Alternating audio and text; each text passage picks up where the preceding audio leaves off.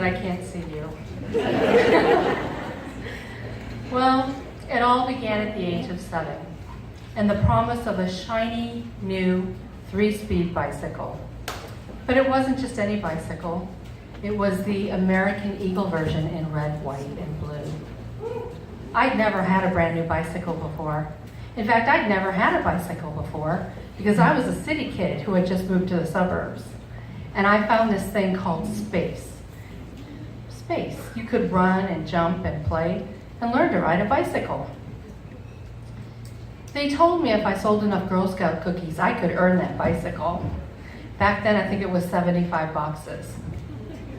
That was a lot of boxes in a new neighborhood with no neighbors. But I figured I knew people at church, and I knew people at school, and I knew teachers. I could do it.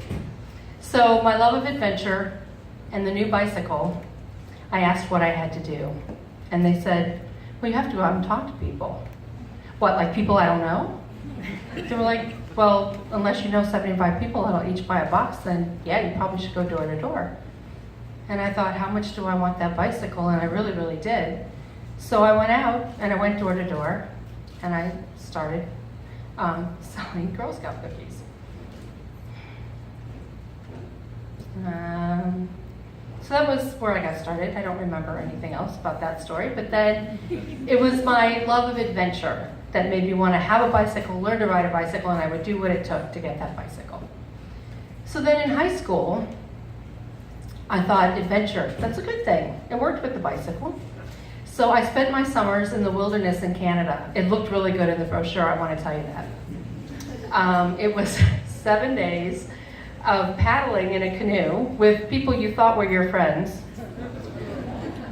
And you had an 80-pound pack, and it was a chain of lakes in the wilderness. I said wilderness, right? Like if you had an accident, you had to put 3 things in a row, 3 sleeping bags or 3 canoes, so that the plane that flew the grid every day knew that you needed help.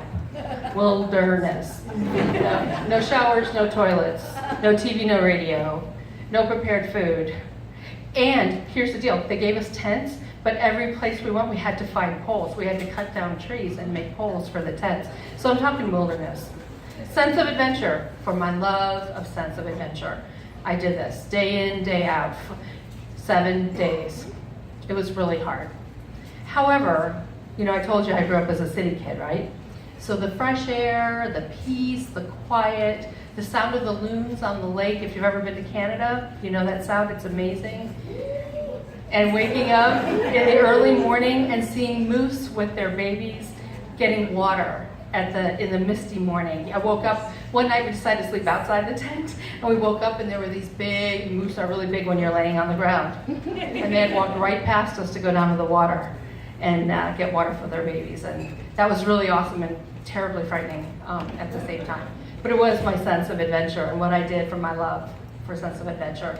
So then when I was a junior in high school, I joined the International Student Organization, and I met kids from all across the globe. And I was really impressed with their spunk and their ability to travel so far from home and from their mom and live somewhere with people they didn't even know for a whole year.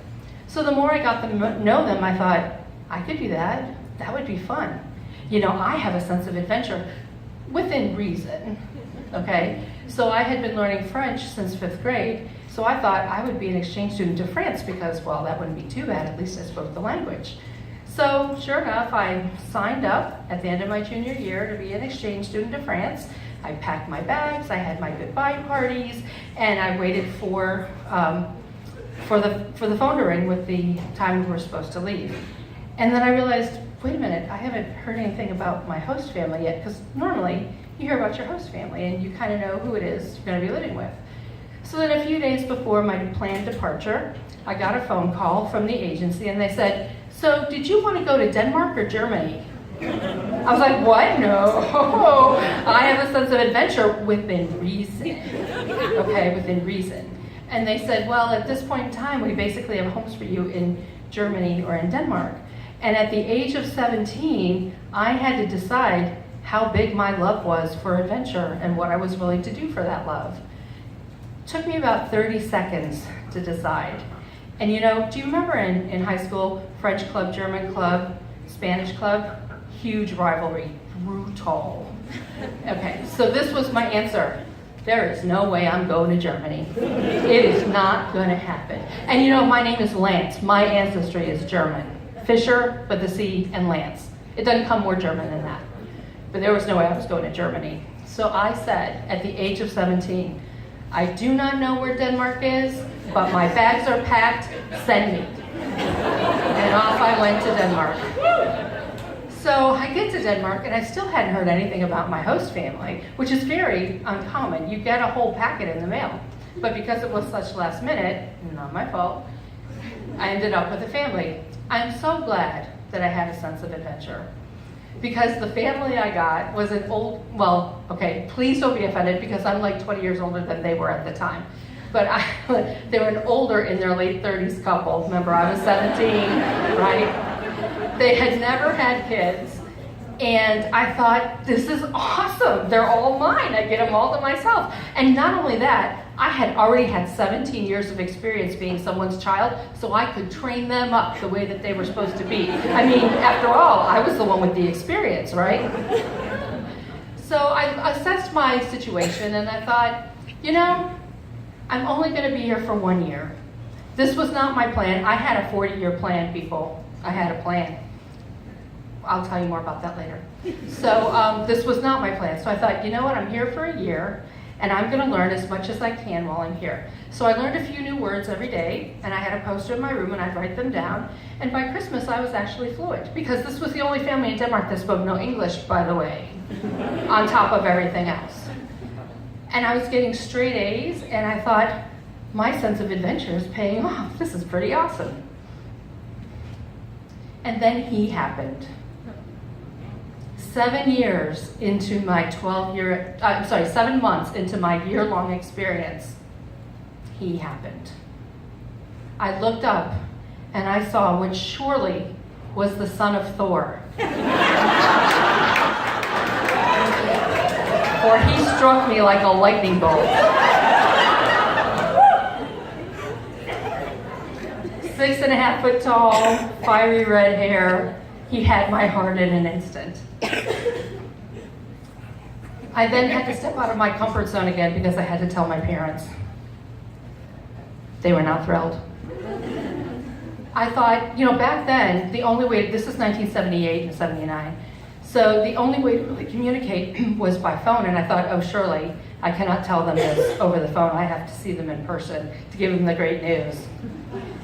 And so I got home from the airport, got in the car, and they announced that we were on our way to a welcome home party, which I knew nothing about. So I thought, well, it's waited this long, I might as well wait to tell them until after the party, right? Might as well enjoy the party. When suddenly, my sister grabs my hand and blurts out, oh my God, that's a beautiful ring. Where did you get that? Both of my parents' heads swiveled around like Linda Blair in The Exorcist. My dad slammed on the brakes and pulled the car over to the side of the road. You know that "don't make me stop the car"? He invented it that day. And when they wanted me to show them the ring, that's when they really freaked out. Boy, was I glad there was a welcome home party to go to. I could avoid that whole thing for a little bit. So what did my parents do for love? My parents invited the boy to come for a visit so they could size him up. Did I tell you he was 6.5 feet tall? Yeah. And so for a better part of a month, they kind of looked him up and looked him down and asked him every question that they could. And gosh darn it if they didn't fall as much in love with him as I did. It's been 38 years. Life has gone up and down. We've provided 2 grandsons of Thor who are married and have provided us with 5 grandsons and daughters of Thor, great-grandsons and daughters of Thor. And, you know, it's been a great ride. We are now heading into our sunset years. Will we go gently into that good night? Hell no. Have you met me? No. So we are planning the next part of our life. We plan to become extreme minimalists, sell everything we own, and live on a sailboat. This is what you do for love, people.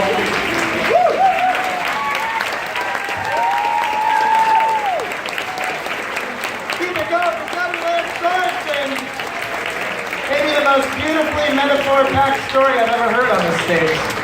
That was awesome. So we have one more story time.